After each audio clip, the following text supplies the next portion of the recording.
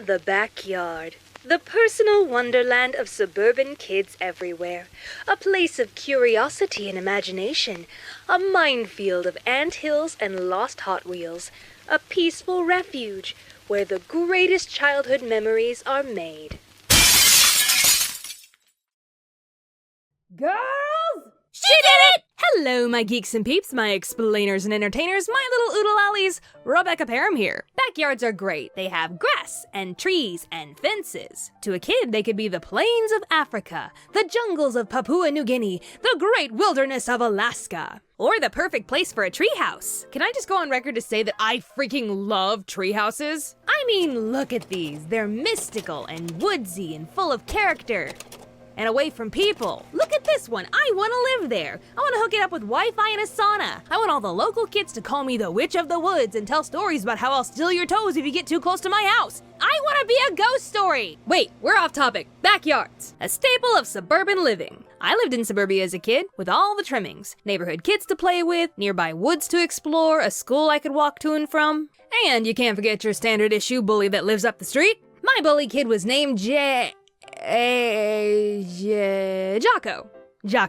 Now, Jocko wasn't your run-of-the-mill bully kid. You know, the big thundering monsters that you stay away from at all costs, like a Canker Sister or a Flats the Flounder. No.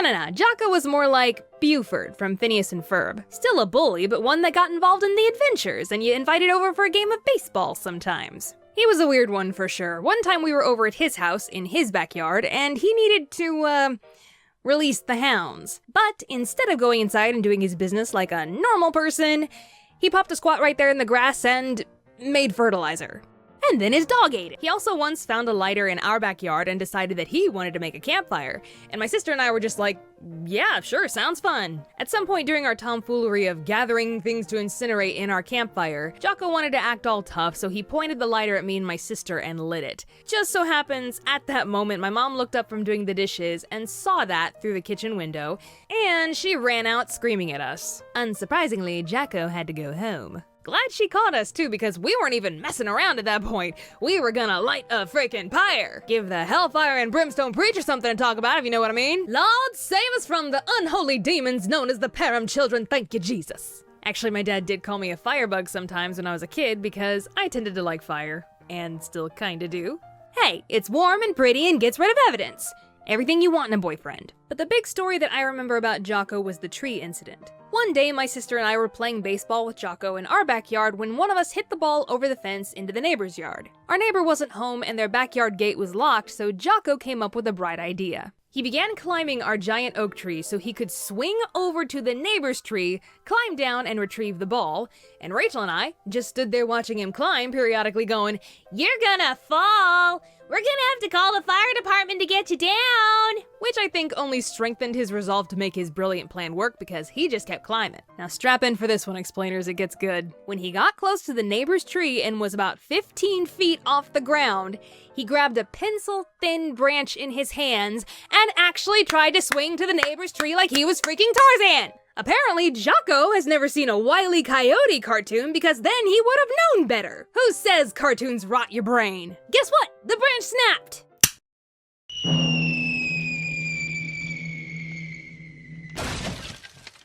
Ah! Mom! Jocko had not only fallen, no, he had crashed through the neighbor's wet bar, which my sources tell me is a bar or counter equipped with running water and a sink for serving alcoholic beverages in a home environment. And Jocko had completely obliterated this thing. It was like a dinosaur had stepped on it, just went pfft. Jocko was screaming so loud that his dad, who was working in their front yard up the street, heard it, came running, and kicked in the neighbor's gate to get to him. He ended up having a broken arm, which I'm still surprised to this day that that's all that happened. From the damage that I saw to this wet bar, I'm surprised he's not dead. There should have been some fractured ribs or brain damage or something. Well, I guess if you're meant to hang, you won't drown. He also had to pay the neighbor back for the wet bar, just to add insult to injury. Rolling on with the theme of breaking things, my sister and I actually did the childhood cliche of breaking a window with a baseball. You thought that opening skit was just a witty farce, huh? No, actually happened. My sister and I were in the backyard, playing baseball with the neighborhood kids. Big surprise there. I was pitching, she was batting, I tossed her the ball, she hit it, It veered off to the right and crashed right through my parents' bedroom window. And everyone in that backyard except Rachel hit the deck. My parents came racing outside and found my sister standing there with bat in hand, completely flustered. Both of my parents were mad, but my mom told Rachel to go get her piggy bank because she was gonna pay for it. But Dad jumped in and said, "Hey, that's not fair. It was an accident. Every kid gets to break one window with a baseball." Yeah, that was my dad for you. He never forgot what it was like to be a kid, so he wanted the most fulfilling childhood for us, including all of the classic mistakes like breaking a window with a baseball. So now I gotta tell one on me. About time, I suppose. When I was about 9 and should have known better, I'd sometimes pass the time in the backyard by taking an old fence post, laying it over the side of our raised garden beds, and jumping on the end of it, launching an array of different materials into the air. Rocks, pebbles, grass, sticks, anything. This is what we did before we had the internet, kids. One day, I really wanted to launch a ball off of my makeshift catapult, but there was a problem. The ball would roll off of the fence post before I could launch it. Physics. Who knew? And in order to complete my little experiment, I needed an assistant. Oh, David! My little brother David was about 3 at the time and was very susceptible to suggestion, which worked out perfectly for me, not so perfectly for him. I told him on the count of 3 he was going to put the ball on the fence post so I could quickly jump on the other end before it rolled off. Simple enough, wouldn't you say? But when I counted to 3 to commence our experiment, he did something a little unforeseen. He leaned down directly over the fence post to very carefully place the ball. And by the time I looked over and saw him doing that, it was too late. My entire weight came down and the fence post smacked him right in the face. Well, I'm dead.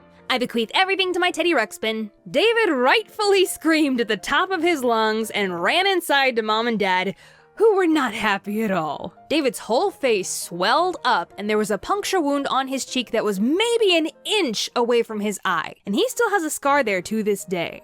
I got in a lot of trouble and my parents yelled at me that I could have blinded him, even though it was an accident and he wasn't supposed to put his face over the catapult. But I felt really bad, to the point where I still felt bad years later into adulthood when someone would bring up this story. But now, I've animated it and shown it to 1 million people, so it holds no more power over me anymore. Animation, my antidepressant. So yeah, backyards, imagination, magic, wonder, childhood trauma, you get the idea. But seriously guys, go spend some time outside, get some sunshine and fresh air, it builds character. It's also really good for your mental health. Anyways, thank you so much for tuning in, but wait a minute, Editor Becca here, I've got some things to tell you before we officially tune out. I'm gonna be at PAX South again January 18th through the 20th in San Antonio, Texas. I'll just be walking around, so come up and say hi. I'm also gonna be a featured creator at VidCon London, February 14th through the 17th. Really excited about that one. It's gonna be my first time in Europe, and they have me doing a lot of cool stuff for the convention, so I hope you can make it. Also, for those of you who like my singing, I recently did a cover of How Far I'll Go from Moana with Jordan Sweeto and a rock cover of Defying Gravity with Caleb Hiles. It was so much fun to sing those songs. I never get a chance to really sing on this channel, so I gotta sing on other people's channels, I guess. I'll put the links in the description below. Please go check them out. Anyways, I think that's it, explainers and entertainers. Thank you so much for tuning in, but now I gotta tune out. Bye!